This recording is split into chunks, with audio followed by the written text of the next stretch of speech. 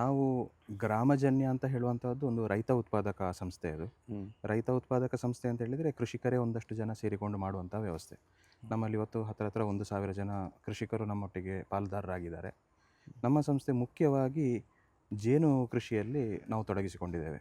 ಯಾಕೇಳಿದರೆ ಜೇನು ಅಂತ ಹೇಳುವಂತಹದ್ದು ಒಂದು ಪರಾಗಸ್ಪರ್ಶದ ಮೂಲಕ ಪರಿಸರಕ್ಕೆ ಪೂರಕವಾದಂತಹ ಒಂದು ವ್ಯವಸ್ಥೆ ಅದು.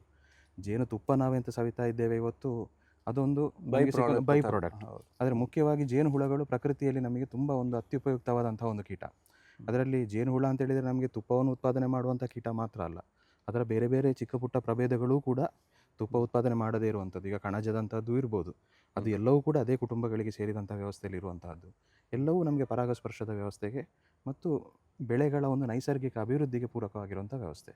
ಸೊ ಇವುಗಳನ್ನು ರಕ್ಷಣೆ ಮಾಡಬೇಕು, ಅದರ ಮೂಲಕ ಕೃಷಿಕರಿಗೆ ಹೆಚ್ಚಿನ ಆದಾಯ ಬರಬೇಕು. ಒಂದು ರೀತಿಯಲ್ಲಿ ಇಂಡೈರೆಕ್ಟ್ ಆಗಿ ಈಗ ಜೇನು ಕೃಷಿ ಮಾಡ್ತಾ ಇರುವಾಗ ಅವರ ತೋಟದಲ್ಲಿ ಅವರು ಅದಕ್ಕೆ ಮತ್ತೆ ಕೆಮಿಕಲ್ ಸ್ಪ್ರೇ ಮಾಡಲಿಕ್ಕೆ ಆಲೋಚನೆ ಮಾಡ್ತಾರೆ, ಯಾಕಂದರೆ ಜೇನು ಕುಟುಂಬಗಳು ಹಾಳಾಗ್ತದೆ. ಪೂರ್ತಿ ಸಂಚಿಕೆ ಗ್ರಾಮ ರಾಜ್ಯ ಯೂಟ್ಯೂಬ್ ಚಾನೆಲ್ನಲ್ಲಿ.